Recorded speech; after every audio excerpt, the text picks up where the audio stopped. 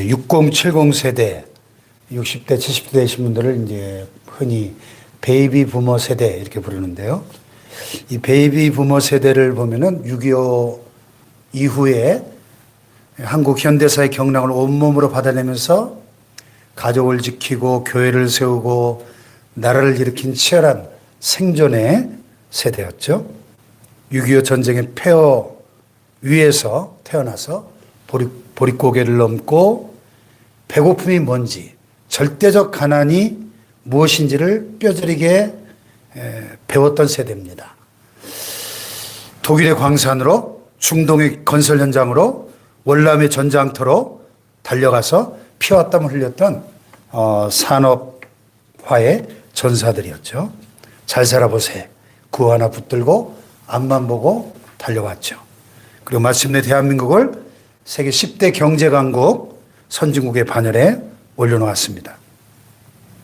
그런 베이비 부모 세대들이 지금 본격적인 은퇴의 쓰나미가 시작됐죠.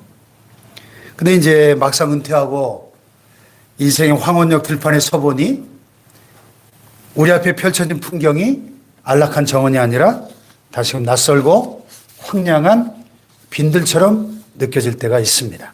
평생을 바쳐 키운 자녀들은 이미 독립해서 떠나갔고 혹은 치열한 취업난 그리고 주거난 속에서 여전히 부모의 도움을 필요로 하는 소위 캥거루족으로 남아있기도 합니다.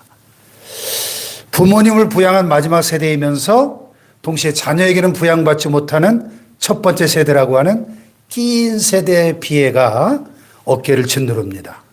그래서 통계를 보면 이 한국의 베이비 부모들은 은퇴 이후에도 경제적 불안과 사회적 고립감으로 인해서 우울증과 삶의 만족도 저하를 겪고 있다. 이렇게 보고되고 있습니다. 자, 방금 읽은 오늘 본문에 보니까 바로 이런 빈들의 상황에서 이야기가 시작되고 있습니다.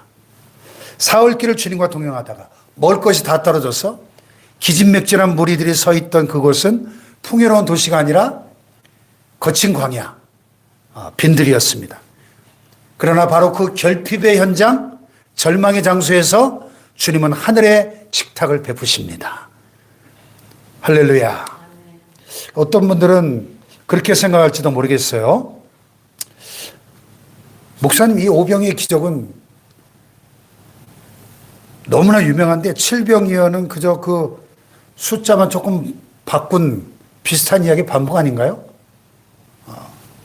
성경을 피상적으로만 읽는다면 그렇게 보일 수 있습니다. 실제로 많은 자유주의 신학자들은 마태가 같은 사건을 실수로 2번 기록했다. 내지는 편집상의 오류다. 이렇게 주장하기도 합니다. 그러나 여러분, 성경은 1.1획도 오류가 없는 하나님의 말씀이에요. 아멘. 하나님의 감동으로 기록된 하나님의 말씀입니다. 네. 오병이어의 기적이 유대인들을 향한 언약의 성취였다고 한다면 오늘 본문의 이 7병이어의 기적은 유대 율법의 울타리 바깥에 있던 이방인들 그리고 오늘날 영적인 소외감을 느끼며 살아가고 있는 현대 이방인들을 향한 하나님의 파격적인 은혜의 선포인 것을 알아야 됩니다. 그래서 오늘 이 말씀을 통해서 본문 속에 감춰져 있는 보석 같은 은혜들을 캐내서 함께 나누기 원합니다. 이 사건 속에서 우리는 단순히 배고픔의 문제를 해결해 주시는 기적의 차원을 넘어서 3일 동안이나 주님의 곁을 떠나지 않았던 그 무리들의 영적인 갈급함을 보게 될 것입니다. 그리고 그들을 바라보실 때 불쌍히 여긴다 탄식하셨던 예수님의 그 애끓는 심정, 헬라어로 그 유명한 슈프랑크니조마이의 은혜를 깊이 파헤쳐 보려고 합니다. 이것을 위해서 우리는 본문의 이 지리적 배경이 되고 있는 대가볼리의 역사적 의미를 추적해보고 또 본문의 이 헬라어 원어가 주는 뉘앙스를 분석해보고 또 이 본문에 대한 한국 교계 우리 거장들의 통찰을 빌려와서 한번 우리 삶에 적용해 볼 것입니다. 오늘 이 시간 이 갈릴리 숲과 빈들에서 베풀어지는 그 말씀의 식탁이 인생 후반전을 살아가는 저와 여러분의 영혼의 갈급함을 채우고 다시금 사명의 자리로 나아가게 하는 생명의 양식이 되기를 소망합니다. 먼저 우리가 주목해야 될 것은 이 기적이 일어난 장소예요. 장소. 이 성경의 지리는 단순한 무대 배경이 아니라 그 자체로 매우 강력한 신학적 메시지를 담고 있습니다. 마태복음 15장의 이 문맥을 쭉 자세히 보면 예수님께서 두로와 시돈 지방, 이방 지역을 거쳐서 갈릴리 호숫가에 이르셨는데 마가복음 7장 31절에 보면 이 경로가 더 구체적으로 묘사되어 있습니다. 예수께서 다시 두로 지방에서 나와 시돈을 지나고 데가볼리 지방을 통과하여 갈릴리 호수에 이르심에 이렇게 되어 있어요.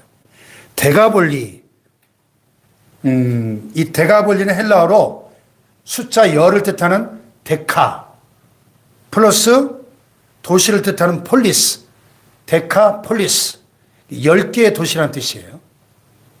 알렉산더 대왕의 동방원정 이후에 그 헬라 문화를 따르는 10개 도시의 연합을 의미하는 지명입니다. 이곳은 율법을 중시하는 유대 땅이 아니에요. 유대인들이 가장 가증히 여기는 돼지고기를 즐겨 먹고 제우스와 아르테미스 신전이 즐비하고 로마의 향락 문화가 지배하던 전형적인 이방인의 땅이었습니다. 자, 마가복음 5장에 그 거라사 광인의 이야기 아시죠? 군대 귀신 들렸던 그 사람이 예수님을 만났을 때 예수님께서 그 군대 귀신들을 쫓아내실 때 그 군대 귀신이 쫓겨나가지고 어디로 가죠? 돼지떼에게로 들어가서 2,000마리나 되는 엄청난 돼지들이 군대 귀신이 들어가니까 막 비탈길로 내리달아가지고 바다에 빠져 몰사했잖아요. 그 지역이 바로 이 데가볼리 지역입니다. 당시 유대인들에게 이곳은 부정한 땅, 발을 들여놓기 꺼려지는 땅이었습니다. 그런데 예수님은 지금 예루살렘 성전이나 갈릴리의 익숙한 회당이 아니라 바로 이 낯선 이방인의 땅, 경계 너머의 땅에 서 계신 거예요. 왜 하필 이곳일까? 자, 오병이어의 기적, 마태복음 14장에 기록되었던 오병이어의 기적은 유대인들의 거주지인 벳세다 인근에서 일어났고, 반면에 오늘 본문 이 칠병이의 기적은 이방인의 땅 데가볼리 광야에서 베풀어진 것입니다. 이것은 예수님의 복음과 예수님의 긍휼이 혈통적 유대인이라고 하는 울타리를 넘어서 온 열방으로 율법 밖의 사람들과 소외된 주변인들에게로 확장되는 것을 보여주는 놀라운 구속사적인 전환점인 거예요. 아멘. 여러분, 오늘 여러분의 삶의 자리는 어디입니까? 대부분의 베이비 부머 세대는 평생을 직장이라는 그 울타리 안에서 또는 가장으로서 또는 가정주부로서 책임감 속에서 유대인들처럼 성실하게 율법을 지키듯 살아왔습니다. 새벽별을 보면서 나가서 밤일스를 맞으며 들어오는 것이 대부분 베이비 부머 세대들의 삶이었죠. 그런데 은퇴 후에 마주하는 삶의 현실은 어떻습니까? 더 이상 나를 찾아주는 이 없는 휴대폰, 명함이 사라져버린 지갑, 거울 속에 비친 낯선 노인의 모습. 마치 익숙했던 갈릴리를 떠나서 말도 통하지 않고 문화도 낯선 데가볼리 한복판에 떨어진 것 같은 소외감과 허무감과 고독감이 밀려옵니다. 그런데 오늘 이 말씀 속에 우리는 큰 위로를 발견하는 거예요. 왜? 예수님은 유대인의 왕으로 오셨지만 그분의 발걸음은 멈추지 않고 이방인의 땅 데가볼리까지 가셨다는 거예요. 우리 주님은 여러분의 화려했던 전성기뿐만 아니라 은퇴 이후에 적막한 그 빈들, 그 낯선 데가볼리 땅에도 동일하게 임재하시는 분이십니다. 우리 주님은 어디나 계시는 소위 신학적인 용어로 편재하신, 무소부재하신 옴니프레전트라고 하는데, 그런 분이시기 때문에 우리가 느끼는 그 외로움과 소외감의 현장 한가운데에도 은혜의 식탁을 베푸시는 분이시다는 거죠. 할렐루야. 많은 성도님들이 헷갈려하는 이 오병이어와 칠병이어, 이 두 기적의 차이를 명확히 구분하는 것은 본문의 깊이를 이해하는 데 아주 필수적 요소입니다. 단순히 숫자가 다른 게 아니라 그 숫자에 담겨져 있는 상징성이 달라요. 그래서 제가 이거를 이렇게 도표를 한번 정리를 해봤어요. 오병이어와 칠병이의 기적을. 마태복음 14장과 15장. 그 두 사건의 신학적 의미까지. 대상은 오병이어는 유대인 중심으로 5,000명. 칠병이어는 이방인 중심으로 4,000명. 즉 복음의 보편성, 유대인에게서 이방인으로 복음이 확장되는 것을 보여주는 거고요. 장소는 오병이어는 베세다 유대 지역, 칠병이어는 대가벌리 이방 지역. 그래서 은혜의 영토가 확장되는 걸 보여주는 겁니다. 그 다음에 음식은요, 오병이어는 떡 5개, 물고기 2마리. 칠병이어는 떡 7개, 물고기 2마리. 그래서 5하고 7이라는 숫자는 5는 모세오경, 그 다음에 7은 창조의 완전수, 열방을 의미한다. 이렇게 봅니다. 그리고 남은 건 뭐예요? 오병이어는 12바구니가 남았고, 칠병이어는 7광주리가 남았어요. 12와 7이라는 숫자. 그리고 바구니의 원어를 보면요. 오병이어는 코피노스, 칠병이어는 슈프리스. 이건 율법의 도시락과 선교의 큰 광주리를 의미합니다. 이따 좀 더 자세히 설명할 텐데요. 그리고 기간은 오병이어는 하루, 저녁 때였고, 칠병이어는 사흘이었어요. 그래서 오병이어는 일상적인 필요를 채우신 거고, 칠병이어는 극한의 갈급함을 채우신 기적인 것이죠. 많이 다르죠? 네. 자, 여기서 가장 주목해야 될 포인트는 그 바구니를 뜻하는 헬라어의 단어의 차이예요. 오병이어 때 사용된 코피노스라고 하는 그 단어는 유대인들이 여행할 때 그 이방인의 부정한 음식을 먹지 않기 위해서 자신들의 정결한 음식을 싸가지고 다니던 일종의 도시락 가방이에요. 이 배낭 같은 작은 바구니를 뜻합니다. 이건 유대인들의 율법 준수와 폐쇄성을 상징적으로 보여주고요. 반면에 오늘 칠병이어 이 본문 37절에 이 7 광주리로 번역했죠. 광주리, 슈프리스. 이거는 사도행전 9장 25절에 사도 바울이 다메섹 성벽을 탈출할 때 타고 내려왔던 바로 그 광주리와 같은 단어예요. 사람이 들어갈 수 있을 정도로 크고 넉넉한 바구니입니다. 이것은 무엇을 의미하는가? 유대인들을 위한 은혜, 즉 코피노스도 풍성하지만 이방인을 향한, 즉 자격 없다고 여겨지던 자들 향한 하나님 은혜, 슈프리스는 사람을 통째로 담을 만큼 더 크고 넉넉하다는 뜻입니다. 하나님은 율법이라고 하는 좁은 도시락통이 아니라 온 세상을 품을 수 있는 선교의 큰 광주리를 준비해 두신 거예요. 아멘. 바로 이것이 은퇴 후에 세상의 중심에서 밀려난 듯한 이 베이비 부머 세대를 향한 하나님의 넉넉한 품인 줄로 믿습니다. 자, 여기 32절 한번 보겠습니다. 예수님께서 제자들을 불러서 말씀하십니다. 시작. 그들이 나와 함께 있은지 이미 사오름에 먹고 것이 없도다. 그래서 지날까 하여 공경을 쓰지 못하겠노라. 내가 무리를 어떻게 여긴다? 불쌍히 여긴다. 이 짧은 문장 속에 복음의 진수가 담겨 있습니다. 여기서 불쌍히 여기다. 전에도 한번 설명드렸는데 헬라어 슈프랑크니조마이는 신약 성경에서 예수님의 내면을 묘사할 때 사용되는 가장 강력하고 본능적인 단어입니다. 이 단어는 내장, 창자, 심장을 뜻하는 슈프랑크나에서 유래가 됐는데요. 고대 헬라 문화권이나 이 히브리 문화권에서는 인간의 가장 깊은 감정, 특히 통제할 수 없는 강렬한 사랑이나 슬픔이 머리나 심장이 아니고 뱃속 깊은 곳에, 즉 내장에 머문다, 이렇게 믿었대요. 우리말에도 여기하고 딱 일치되는 표현들이 있어요. 자식이 아플 때 부모는 애가 탄다, 애간장이 녹는다, 창자가 끊어지는 것 같다, 이런 표현들이 있잖아요. 애가 탄다는 게, 애가 뭐예요? 애가 창자예요. 애가 창자. 애가 탄다, 애간장이 녹는다, 간장의 미아리 고개 창자가 끊어지는 듯한 아픔이죠.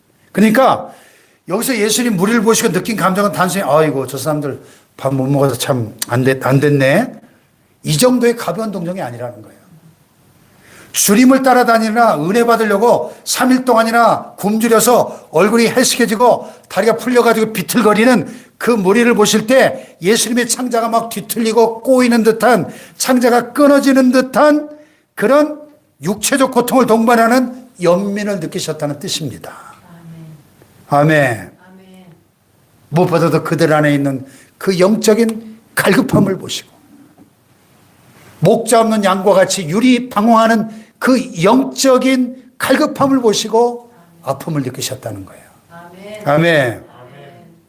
이것은 구약에서는 히브리어 라함과도 연결되는데, 라함은 여성의 자궁을 뜻하는 단어입니다. 어머니가 태 속의 아이를 향해서 가지고 있는 본능적이고 무조건적인 사랑을 의미해요. 예수님은 지금 어머니가 자기 젖먹이를 바라보듯이 창자가 끊어지는 아픔으로 이 이방인 무리들을 바라보고 계신다는 뜻입니다. 아멘. 홍정길 목사님, 남서울 은혜교회 원로 목사님이시죠. 이 주님의 긍휼에 대해서 이렇게 말씀하셨어요. 하나님의 일하시는 절대적인 동기는 불쌍히 여기십니다. 우리가 항상 말씀을 나누는 것처럼 여호와의 긍휼의 여기심이 우리의 산소망이다 그랬어요. 할렐루야. 그렇습니다. 하나님이 기적을 베푸시는 이유는 우리가 기도를 많이 해서도 아니고 거룩해서도 아니고 우리가 자격이 있어서도 아니라 오직 우리를 보시며 애간장이 녹으시는 주님의 그 슈플랑크 니조마이, 주님의 긍휼 때문이라는 겁니다. 그래서 하용조 목사님도 수로보니게 여인 우리 지난번에 살펴봤죠. 가나안 여인의 믿음을 설교하시면서 이 긍휼의 본질을 꿰뚫으셨어요. 긍휼이란 자격 없는 자에게 베푸시는 하나님의 일방적인 사랑이다. 내 딸이 흉악히 귀신 들렸나이다라고 말할 때 이 여자는 딸을 불쌍히 여겨달라고 한 게 아니라 나를 불쌍히 여겨달라고 부르짖었다. 왜냐하면 딸의 고통이 곧 그녀의 고통이었기 때문이다. 이것이 바로 동일시 여기는 마음이고 긍휼이다 그랬어요. 예수님은 지금 무리의 이 배고픔을 남의 일로 보지 않으시고 당신 자신의 배고픔으로 느끼고 계십니다. 이것이 바로 십자가의 정신이죠. 죄 없으신 분이 죄인의 고통을 자신의 것으로 삼으신 사건, 그것이 바로 긍휼의 절정입니다. 아멘. 할렐루야. 아멘. 여러분, 오늘 베이비부머 세대가 겪는 가장 큰 고통이 무엇일까요? 육체의 질병이나 경제적 빈곤도 큰 고통이지만 그보다 더 무서운 것은 외로움, 고독과 소외감, 무관심입니다. 최근 한 설문조사를 보니까 그래서 한국의 6070 세대가 가장 두려워하는 죽음의 형태가 고독사래요. 고독사.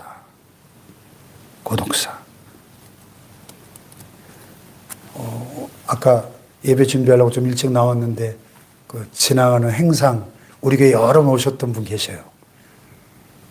뭘 또 팔러 오셨더라고. 아이고 이 날씨도 추운데 그냥 오늘 같은 날 좀 쉬시지 뭘 그렇게 또. 제가 오늘 또 지갑을 안 가져왔어요. 지갑도 없는데 그냥 그분하고 그냥 쭉 살아온 얘기를 나누다 보니까 참 교회를 다니시더라고요. 복수동에 난 교회도 다니시고 천안에 부모님이 농사짓는 부모님도 계시고 그래서 농번기에 가서 부모님 농사도 도와주고 하는데 가족이 없대. 그냥 혼자 산대요. 60이 다 돼가는데 이 얘기 나눠보니까 참 안 됐더라고요. 우리 6070 세대 참 평생 가족을 위해 헌신했는데 정작 늙고 병들었을 때 나를 진심으로 불쌍히 여겨줄 사람이 없다는 그 두려움을 가지고 있다는 거예요. 그래서 우리 사회가 이 노인을 바라볼 때 부양 부담으로 또 생산성이 떨어진 인구로 분류하면서 차가운 시선을 보내고 있다는 겁니다.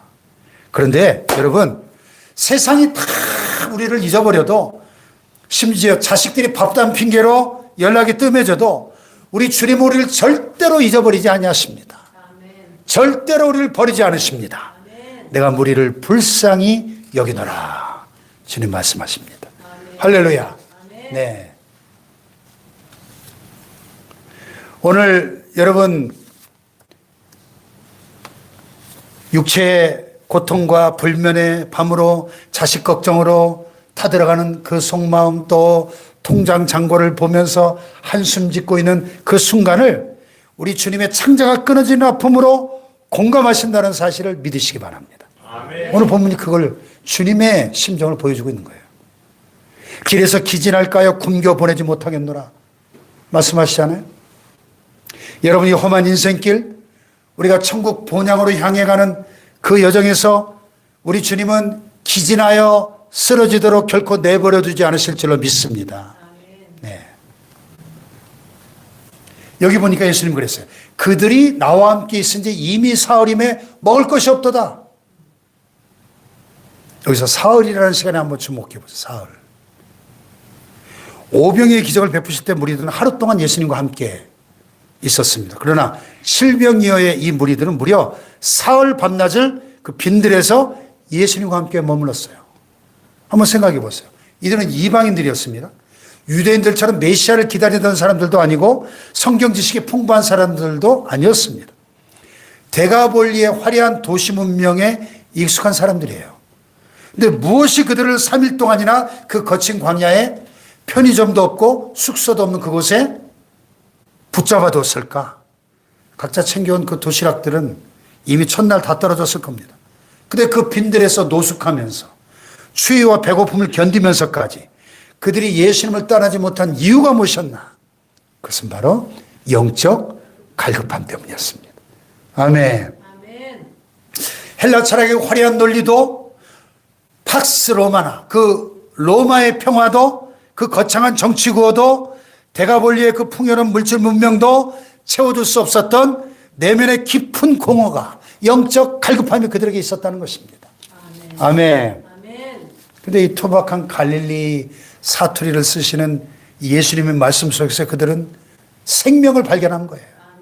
육체의 배고픔보다 영혼의 허기가 더 컸기 때문에 밥을 굶어가면서도 그 말씀을 먹으려고 그 자리를 떠나지 않고 지킨 겁니다. 할렐루야. 여러분, 이 사흘은 인내의 시간이에요. 예수님 십자가에 죽으시고 부활하실 때까지 시간도 사흘이었죠. 응답이 올 때까지, 주님이 이제 됐다 하실 때까지 버티는 거룩한 오기가 필요한 것입니다. 인생 후반전은 육체적으로 쇠약해지는 시기죠. 그러나 영적으로는 사흘을 버티는 끈기로 주님 곁을 파수하는 기도의 파수꾼이 되어야 할 때인 줄로 믿습니다. 네. 근데 이 감동적인 장면에서 찬물을 끼얹는 사람들이 등장해요. 바로 제자들이죠. 33절 시작. 제자들이 이르되 광야에 있어 우리가 어디서 이런 물과 배부를 만큼 떡을 얻으리까. 참 기가 막힌 노릇이죠. 불과 얼마 전 오병이의 기적을 체험했는데 마태복음 14장과 15장 한 장 사이, 한 장 불과 한 장 사이 5천 명을 먹이고 12바구니를 거두는 엄청난 기적을 직접 눈으로 보고 자기들이 그 손으로 다 나르고 네? 남은 걸 거두고 했잖아요. 근데 비슷한 상황이 닥치니까 또다시 어디서 대체 떡을 구합니까? 이거 영적 건망증, 심하게 말하면 영적 치매라고 부를 수 있죠. 어떤 할머니가 택시를 탔는데 목적지가 갑자기 생각이 안 나더랍니다. 한참 고민하다가 기사님께, 기사 양반, 내가 어디 가려고 했는지 알아요? 그랬더니 기사가 백미러를 보면서 깜짝 놀라면서 아이고 할머니 언제 타셨어요? 이 두 사람 다 치매센터 빨리 가봐야 될 사람들 둘 다. 참 육체의 건망증 웃고 넘길 수 있지만은 약으로 늦출 수도 있고 메모하는 습관으로 보완할 수도 있는데 은혜의 건망증은 치명적인 거예요. 이거는. 이스라엘 백성들이 홍해를 건너는 전무후무한 기적을 체험하고도 3일 길을 가서 마라의 쓴분을 만나자마자 야 우리를 목말라 죽이려고 하느냐 모세를 원망하고 하나님을 원망하고 3일을 못 가. 3일 그 은혜가. 그래서 작심삼일이란 말이 그때 나온 거예요. 작심삼일.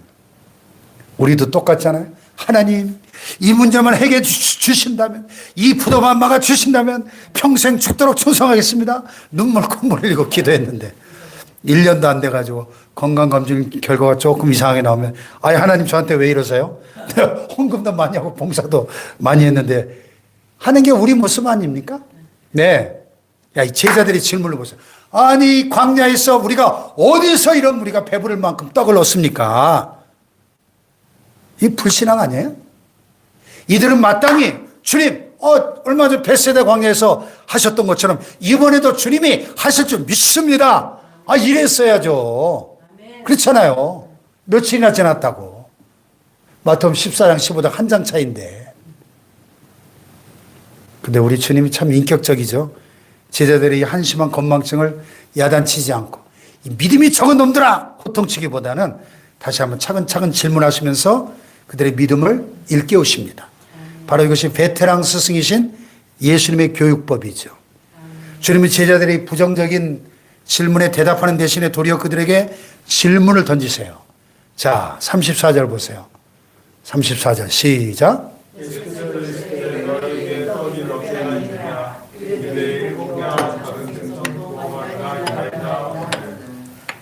예수님의 질문이 뭐예요? 너에게 떡이 몇 개나 있느냐?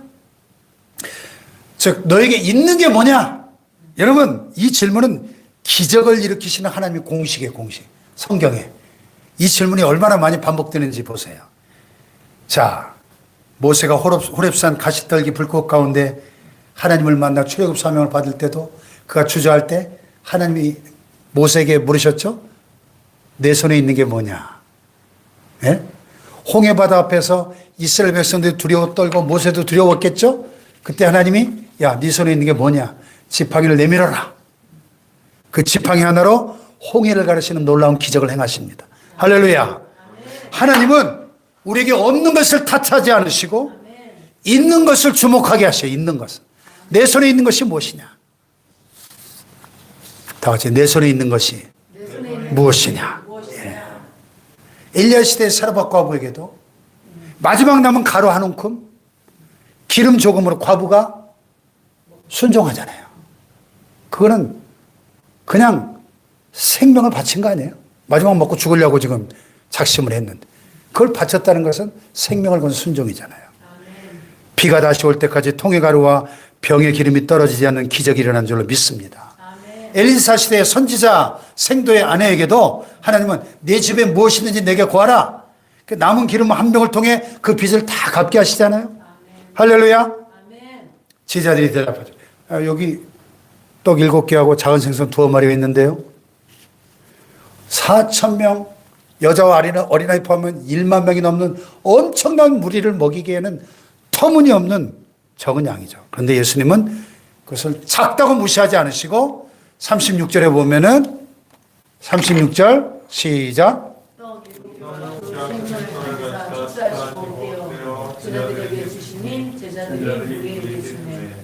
자, 칠병이어를 가지시고 뭐 하셨어요? 축사하셨어요. 유카리스테오. 헬라어 유카리스테오는요, 감사기도를 드렸다는 뜻이에요. 감사기도. 자, 빈들입니다. 먹을 것은 턱없이 부족합니다. 제자들은 지금 의심하고 있습니다. 상황은 절망적입니다. 그런데 주님은 그 작은 칠병이를 손에 들고 하늘로 우러러 감사하셨어요. 감사. 아멘. 할렐루야. 아멘. 여기에 기적의 열쇠가 있는 것입니다. 아멘. 기적은 없는 것을 불평할 때 일어나는 게 아니라 있는 것을 작게나마 주님 손에 올려드리고 감사할 때 시작되는 겁니다. 아멘. 할렐루야. 아멘. 이동훈 목사님은 감사는 기적을 낳는 산실이다 이렇게 말했어요. 근데 참 우리가 얼마나 이 감사에 인색한지 몰라요. 많이 아팠다가 일어나야만 감사하지 날마다 건강한 거 여러분 절대 감사 안 해요. 우리가 지금 건강하시잖아요. 왜 감사 안 합니까? 그런데 예? 좋은 일만 계속되고 평안하게 살 때는 감사 안 합니다. 그러다가 무지무지하게 막 힘들고 어려웠다가 다 해결되면 하나님 아버지 감사합니다. 잃어버리고 나서 비로소 감사를 배우게 돼요. 하지만 성숙한 신앙인은 잃어버리기 전에 지금 내 손 안에 남은 작은 떡 7개를 보면서 감사하는 겁니다. 아멘. 할렐루야. 아멘. 은퇴하고 나니까 수입이 줄어들잖아요. 그래도 매달 들어오는 작은 연금이 있으면 감사해야 된다는 거죠. 아멘. 관절이 아프십니까? 또 재발로 그래서 예배당까지 나올 수 있게 된 거 감사해야 돼요. 아멘. 배우자가 잔소리를 합니까? 그래도 혼자 밥 먹지 않게 옆에 있어주는 사람이 있으면 감사하셔야 된다는 거예요. 아멘. 할렐루야. 아멘. 여러분 우리의 삶이 빈들처럼 우리 손에 들려있는 것이 비록 작은 떡 7개처럼 초라해 보일지라도 주님 손에 올려드리며 감사하시길 바라요. 주님은 그걸 통해 우리의 자녀들을 먹이시고 우리의 가문을 일으키시고 우리의 가정과 교회 공동체의 영적 배고픔을 채우실 줄로 믿습니다. 할렐루야. 기적이 끝난 다음에 37절에 보면 다 같이 시작.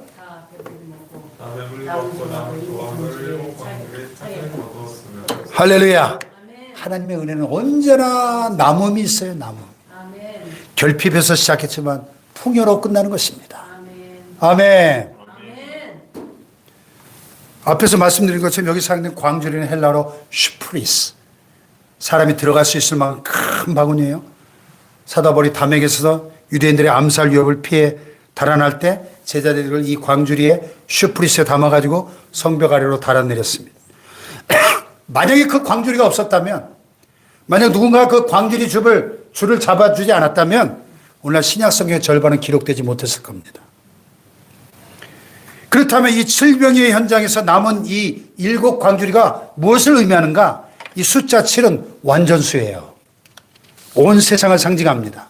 그러니까 이 기적은 단순히 그 자리에 있었던 4,000명만 먹고 끝난 것이 아니고 장차 이방 세계로 온 열방으로 퍼져나갈 복음의 풍성함을 예표하고 있는 거예요. 아멘. 아멘. 저는 이 7 광주리를 오늘날 우리 6070 세대들 성도님들의 사명으로 적용하고 싶어요. 6070 세대는요, 한국교회 부흥을 이끈 주역들이에요. 1970년대 여의도 광장 집회, 빌그레암 엑스폴로 74, 저도 그 현장에 있었거든요. 80년대 철야기도회, 90년대 선교적인 폭발, 여러분의 눈물과 기도가 있었기 때문에 한국교회가 이만큼 성장했고 대한민국이 이만큼 잘 살게 된 것입니다. 네. 이제 은퇴했다고 해서 우리의 사역이 끝난 게 아니에요. 하나님 우리에게 슈프리스 큰 광주리를 맡기셨습니다. 그 광주리에 뭘 담아야 할 것인가? 첫째, 신앙의 유산을 담아야 됩니다. 신앙의 유산.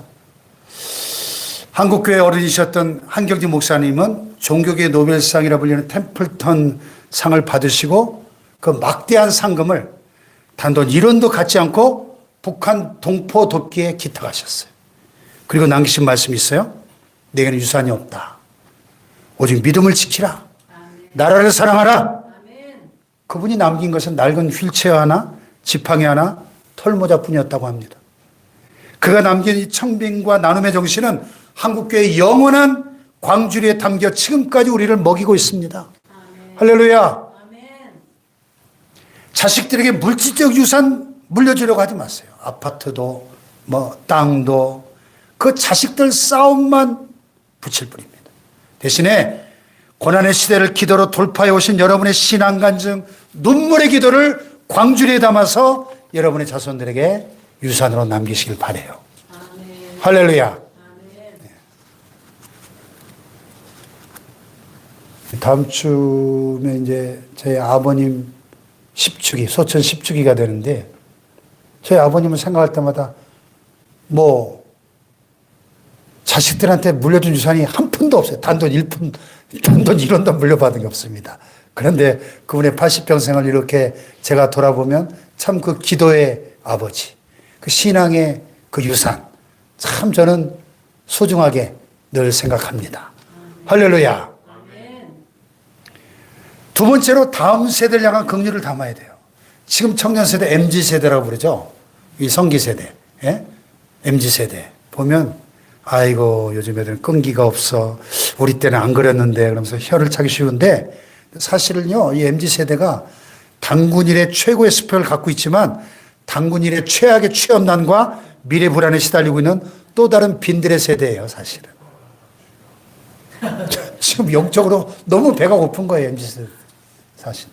홍정일 목사님은 젊은이들이 교회를 떠나는 이유는 기성세대의 말과 행동이 다르기 때문이다. 이렇게 뼈아프게 지적하고 계세요.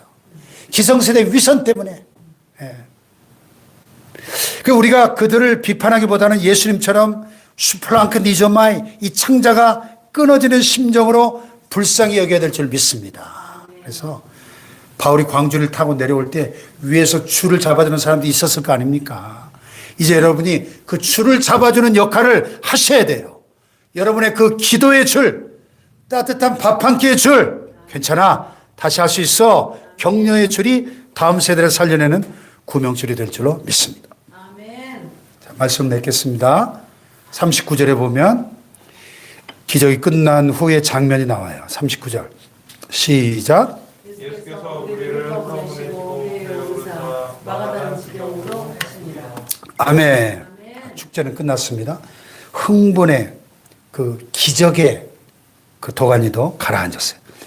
야, 무리들은 다 각자의 삶으로 돌아갔고 예수님은 또 다른 사역지인 마가단으로 가십니다. 우리 인생도 그렇잖아요. 예배가 끝나면 우린 다시 현실의 바다로 나아가야 됩니다. 교회 문을 나서면 여전히 빈들 같은 현실이 기다리고 있습니다. 그 은퇴 이후의 막막함, 쑤시고 아픈 관절, 고독감 뭐 그대로일 수 있습니다. 그러나 오늘 말씀을 통해 우리 세 가지를 확인했습니다. 첫째, 주님은 여러분을 불쌍히 여기십니다. 슈플랑크니조마이. 아멘. 여러분의 그 고독과 아픔을 주님의 창자가 끊어지는 아픔으로 공감하고 계십니다. 할렐루야. 두 번째로 주님은 여러분이 가지고 있는 그 작은 것, 질병이어에 주목하고 계십니다. 없는 거 한탄하지 말고 남은 건강, 남은 시간, 남은 물질을 감사함으로 드릴 때 주님이 축사하시면 기적이 일어날 줄로 믿습니다. 주님은 여러분에게 또한 큰 광주리를 맡기셨어요. 슈프리스를. 남은 생에 웅크리고 앉아서 신사한탄만 하지 말고 넉넉한 가슴으로 다음 세대를 품고 기도의 줄을 잡아주는 영적 어른들이 되시기를 주님의 이름으로 축복합니다. 아멘. 이어령 박사님은 말년에 암투병을 하시면서 내게 남은 것은 오직 예수님의 옷자락뿐이다 이렇게 고백하셨어요. 우리 인생의 끝자락에서 우리가 붙들어야 될 것은 오직 떡을 떼어주시던 예수님의 그 못 박힌 손, 주님의 옷자락뿐인 줄로 믿습니다. 오늘 밤 이 빈들의 풍성한 은혜의 식탁을 차려주셨던 그 주님의 손길이 우리의 지친 어깨 위에, 여러분의 가정 위에, 그리고 경제적인 위기와 세대와 이념 갈등으로 신음하고 있는 이 대한민국 이 민족 위에 따스하게 덮이시기를 주님의 이름으로 축원합니다. 축원합니다.